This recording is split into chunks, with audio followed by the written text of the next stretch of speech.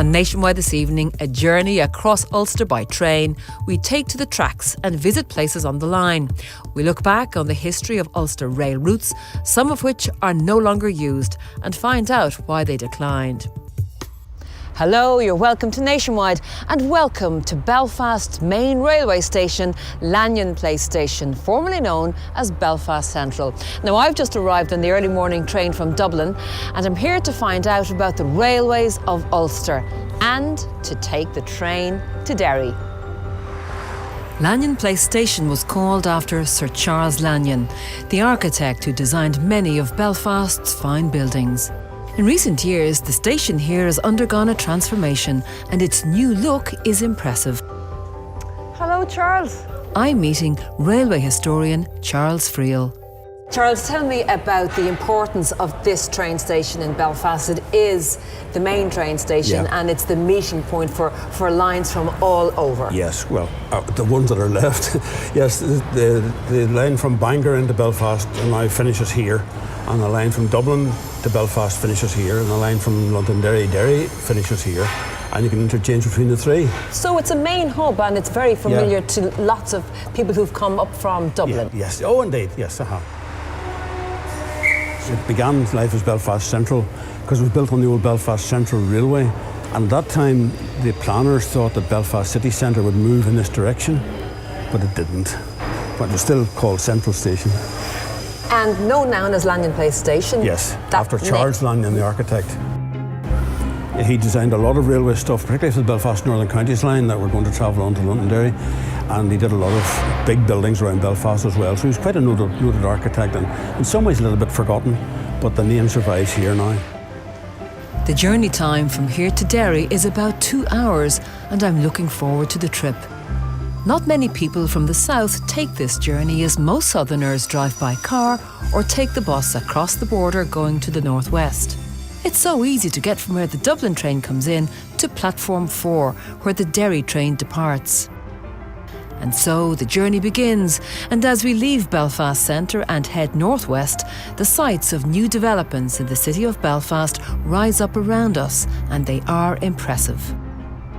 There are 16 trains per day from Belfast to Derry, calling at many stations as we travel through County Antrim. Then comes the most scenic part of the journey, along the coast at Castle Rock and into Derry. Ulster, like the rest of Ireland, once had a network of rail lines running across the province. Today, this network is much reduced and is only a fraction of what it was in the heyday of rail travel over 100 years ago. Railway was such an integral part of transport here. A huge part. I mean, when the railways began in the 1850s, people didn't really go very far. I mean, if you lived in my mother's part of North Sligo, if you went to Derry twice in your life, that was the height of it. You certainly didn't go to Dublin, it was just too far away. But the railways opened up all of that. Do you think there is a resurgence of use and interest in rail? There is. Yeah. Nowadays, if you drive your car into Belfast or Dublin or anywhere else, you're taking up about 80 square feet of road. You have to go to park that somewhere. Whereas if you're on a bus or a train, there could be 300, 400, 600 of you on board. So become more environmentally conscious about the damage you're doing to the environment or just the convenience. And nowadays, the railway services become more convenient because a lot of railways, north and south, are operating a clock-face timetable. So every train to Derry is 11, 20 or 10, whatever, 20 minutes past the hour of Belfast, and that's every hour. Whereas before you had maybe 5 in a day, you now have maybe 10 or 15.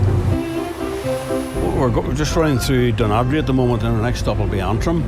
And then it'll stop in Ballymena and Cullybackey and Ballymoney, and then on to Coleraine. And then we cross the River Bann towards Castle Rock and on round the coast towards Londonderry.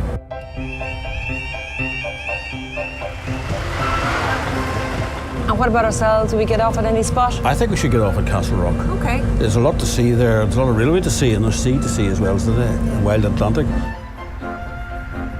From the train station, you can take the Cliff Path walk and explore the downhill estate.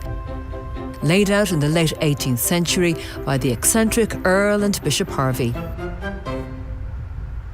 Well, we're on the beach, having come off the train indeed. On our journey to Derry, and I'm just looking at Mussenden Temple, such an eye-catching piece of architecture. Hard to take your eye off it. And what do we know about it?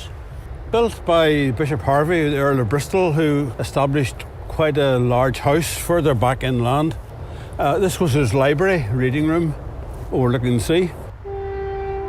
And just underneath that, that's the tunnel through which the train comes? Yeah. There's two tunnels there. This is the smaller of the two, shorter of the two.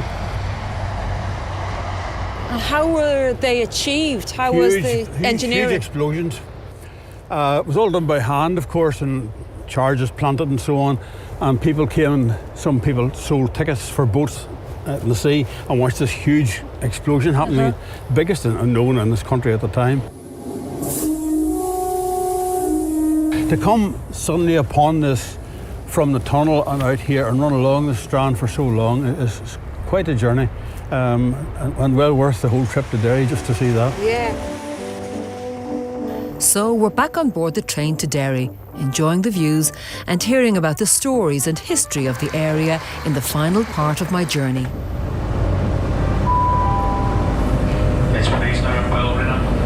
This is where we ran the Royal Train to here for the Queen and Duke when they opened here in 2016.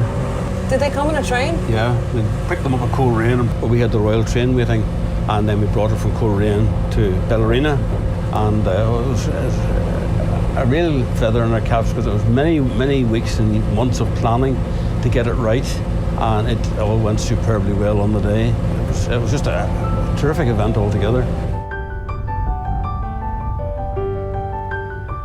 That's Ballykelly Airport. That lasted until the 1970s. They used to fly big planes, Shackletons out into the Atlantic to take weather readings and then bring them back with them. That runway actually comes right away across the railway line here. You'll see it going out this side shortly. The aircraft taking off needed an extra length. You don't see there's the runway appear again over there. Oh my goodness, that's mad. Yeah, and you had to integrate the railway and the train. Then further along the coast is now City of Derry Airport. It was another RAF station during the war. That's Culmore Point. That's where the Derry boom was at the time of the siege of Derry. From that tower over to here, that was the siege that they broke by driving the ships through the big chains that they had. This is the City of Derry port nowadays. This bit of it is commercial, and when we pass the main bit of the port, then the next bit of it is where the U-boats surrendered or tied up. Okay. And then down here, see that all that wooden stuff there? Lovely. That was all built for servicing submarines. And when the Germans surrendered, they just tied up about 40 or 50 of them there. So when you talk about servicing the submarines, that would have been during the Second World War? Yeah, in the North Atlantic. And when they're told to surrender, they'd go to the nearest port, and a lot of them came to. I think about 40 came here. And what a sight this is, the wide expanse of the River Foyle. It's a really splendid entrance to the city, isn't it? Right. You know, it's very dramatic. We're so close to the river. As we pass under the famous Peace Bridge, my train journey to Derry is almost over, and it's time to say goodbye to my guide, Charles.